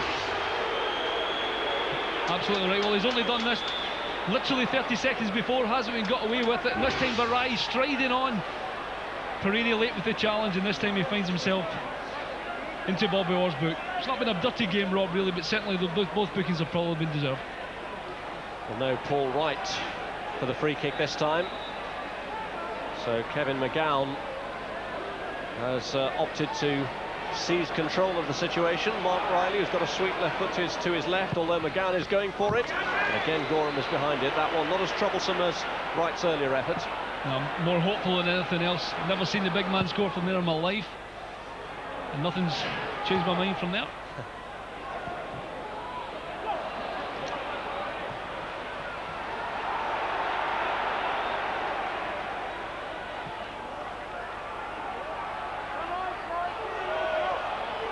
Perini.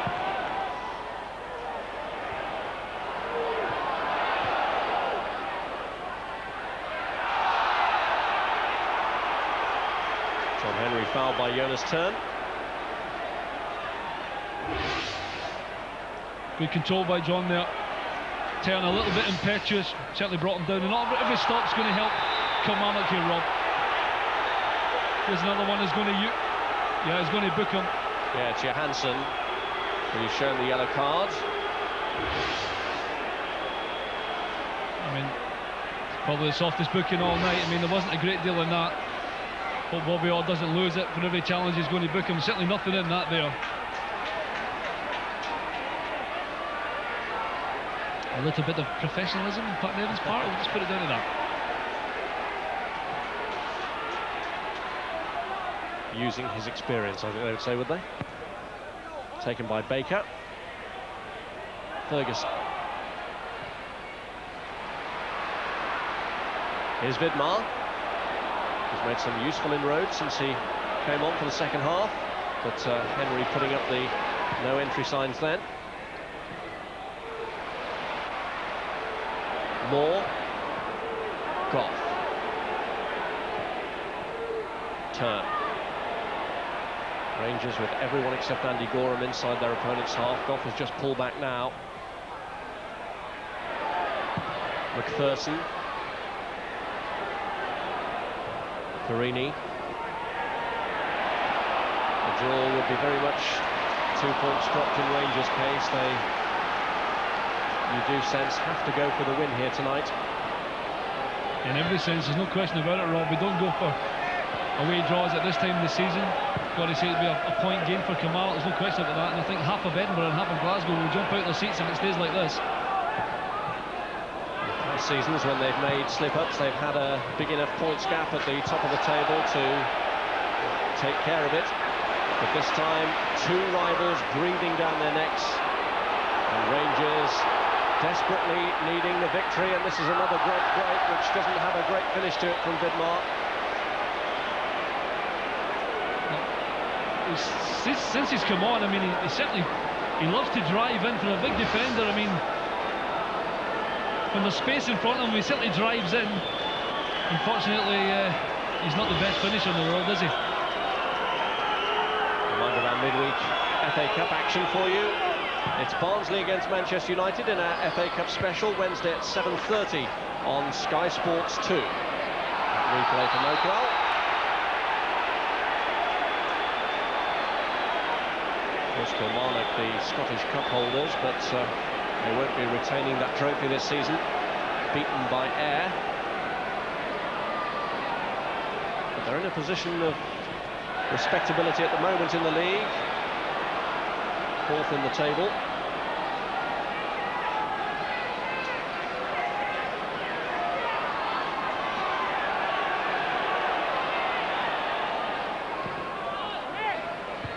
Baker. Jonas Turn. This is Vidmar. Rosenthal. Laudrup.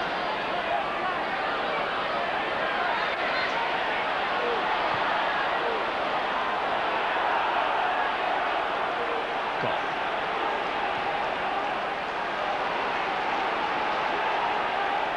Moore. Johansson.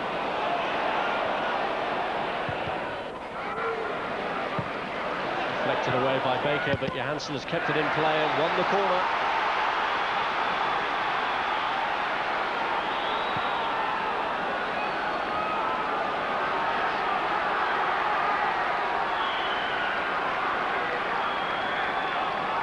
Johansson taking up a position inside the 6-yard box.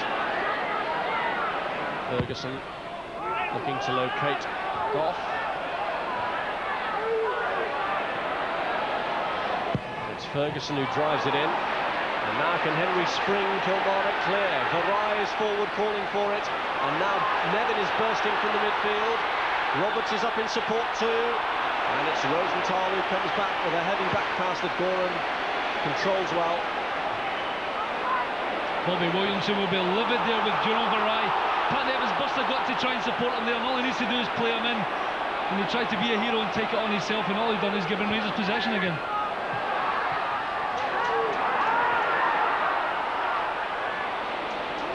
Nevin. Riley.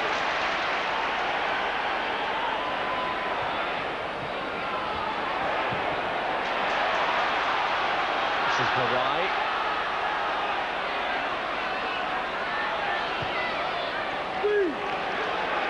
Baker. Nevin.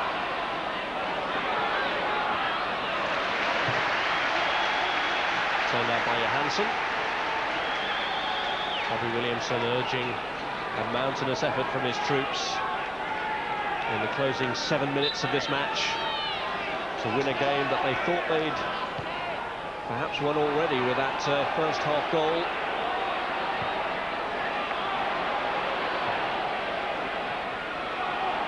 There's Barai.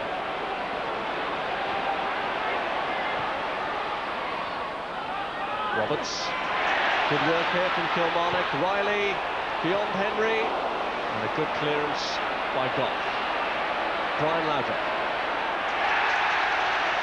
Good challenge by Holt. And great work from Gary Holt. And the offside flag goes up. Must have been very tight, but Barai is flagged offside. That must have been very tight. I've got to say it was superb play by Gary Holt. He didn't go to ground. A great challenge on Brian Laudrup. Shows great feet there. Oh yeah, he was offside. Most definitely offside. You see it great from the camera angle there, but just when it happened, I thought, my goodness, that's tight. But it was a correct decision by the linesman, or assistant referee, I should say. Montgomery. Henry. Here's Goff. Laudrup.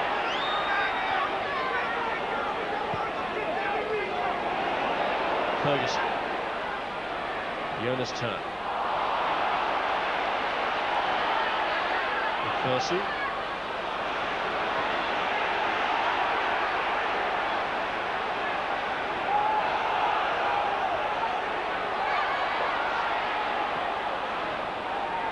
There's Ferguson again.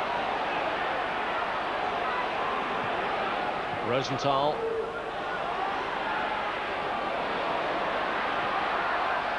Negri, he's got the turn in well, and he had Marshall scrabbling across to get there, and it was deflected en route. He only needs a half chance, doesn't he? It looks as if there was nothing on there. First time Rosenthal's touched the ball for about 5 minutes, Rob. Managed to squeeze the ball. You see here, good control there, squeezes the ball through to Negri. Half chance turn, a little deflection. Thank God Marshall would have got there, but it would have went in.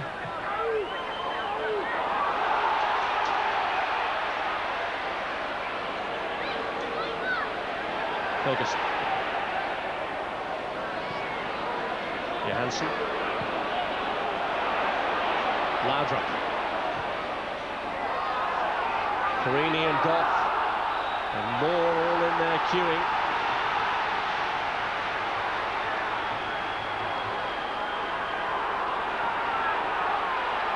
And they've run the corner. And Jonas Turn goes across to take it. Richard Goff. Always a big threat. And Goff had made his move, but it's cleared by Henry. And looking for more here. It's gone harmlessly out for the goal kick. 4 minutes to go, and there will be plenty of stoppage time. That's very true, Rob. There will. There's been a lot of changes. Got to say, in that corner there, Walter Smith will be absolutely livid with Jonas Turn.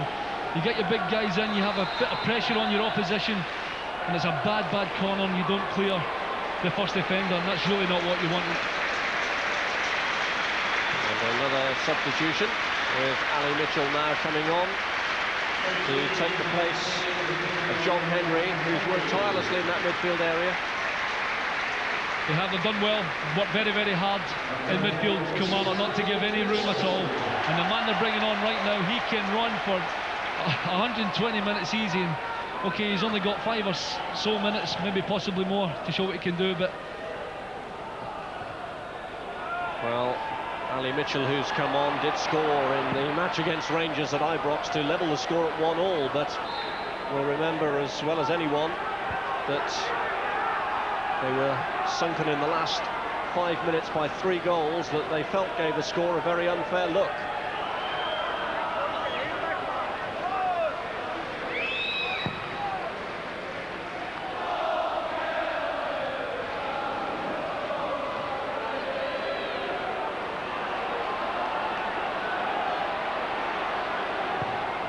Moore. Here's Vidmar. Turn. Perini.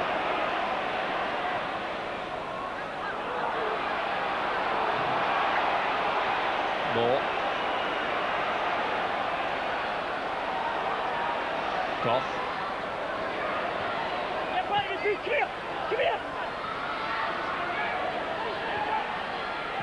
Negri.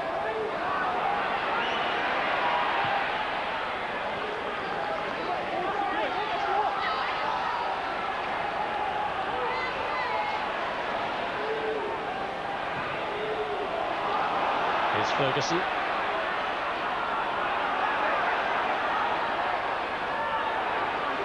Good play from Ferguson, looking for Negri at the far post. He's always looking to sneak into those areas to poach the goal.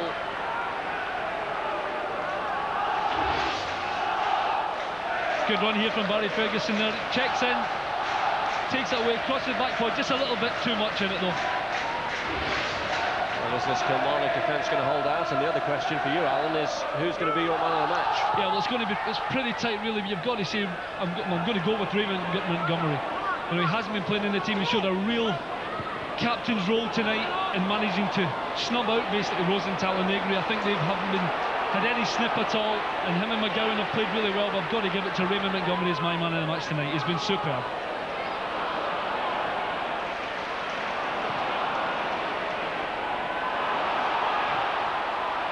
And it's Goff who's played the piercing ball through to Laudrup, and Marshall came and did enough, but can't afford to take any chances. They did better there, Gordon Marshall. They had to come, of course. Lucky for him, he was still in the box when he touched it with his hands and did the sensible thing and just played it out. Can't score from out there. Approaching stoppage time, and a reminder that we do expect there to be plenty of that. It's Ferguson, blocked by Neville. Perini.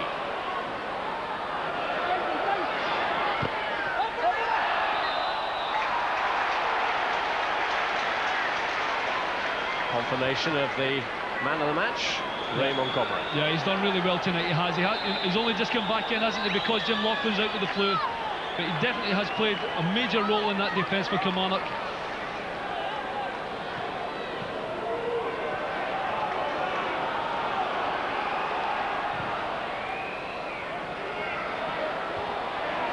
Holt. Neville.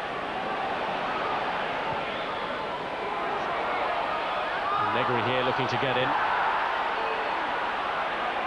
Well, the Rangers front line still bustling away, trying to produce the goal that will give them a more comfortable look at the top of the table, but with Celtic and Hearts having home games tomorrow, 1 point clear at the top won't look too comfortable at all, and frustration here for Laudrup as the throw-in verdict goes against him.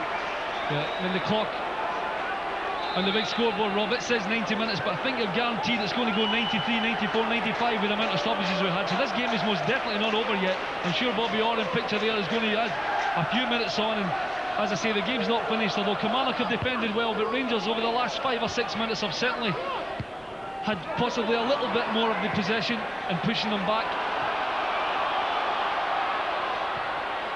Perini with a back pass.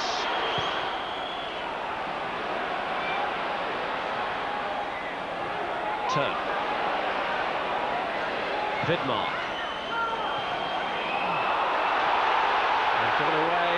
And Varai here tried to slip Roberts through, but he's flagged offside. It's a little impetuous there. It's not a bad ball from Varai, it's just that Mark Roberts had definitely strayed offside there. You can just see, actually, it's good play by, I think that's Goff there, who steps out just to make sure he's offside.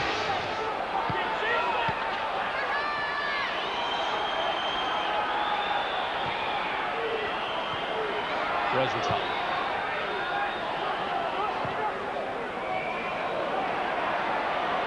Moore. Goff is staying exclusively in the attack now. Rangers applying all their resources into attack, and whenever that policy is employed, there are always risks, although they aren't apparent for a moment as the ball has been given away to Rosenthal and he's been bundled over by McPherson.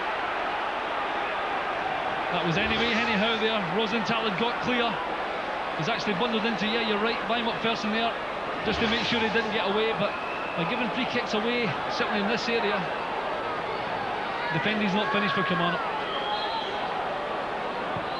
Turn with a free kick and headed away to Gus McPherson. Anywhere will do at the moment for Kilmarnock. They'll be quite happy to hold on for a point here. This part of a sequence of 3 games in 4 against the top 3. They've played Celtic, here they are, attempting to hold Rangers after a match with Aberdeen. They've got Hearts to come. They're holding the leaders at the moment. And that clearance by Montgomery, who's played a full part in that. But can they keep it going to the end? Goff. Jonas Tern, 1 goal to his credit already.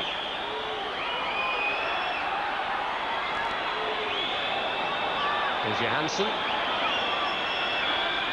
4 in the box here for Rangers if he can get it across. Carini and Goff were both there and Holt squeezed in between them. Laudrup here trying to provide. It came off him last. It's gone for the goal kick, and 1 or 2 Rangers players, Goff and Rosenthal, notably holding their heads, thinking that might have been their last chance. Well, it's not been his night tonight, hasn't it? We've expected a lot from him, as you do from Brian Laudrup, because he has set good standards. It just hasn't gone from tonight. He's got the cross in, good block by Gus McPherson, but it came back off of Gus, back onto Brian, and taken out for a by kick. Good result for Kilmarnock, that. But not a very happy birthday for Walter Smith. His side held to a 1-1 draw here at Rugby Park. Paul Wright scoring the first goal after a dreadful mix-up in the Rangers defence. Jonas Tern rescuing something from a terrible evening really for Rangers. It started badly when Marshall's clearance completely caught out Björklund. Unaware of Gorham's position, he gave Wright an easy chance and he took it. But Rangers did battle their way back into the game when Marshall's error left the goal unattended. As Baker pulled out, Tern executed this magnificently.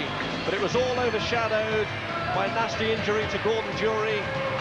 Knocked out and taken away, a very sad sight that overshadowed proceedings. The final score is Kilmarnock 1, Rangers 1. And thanks to Rob Hawthorne and Alan McAnally. It's back to the race for honours in England tomorrow night.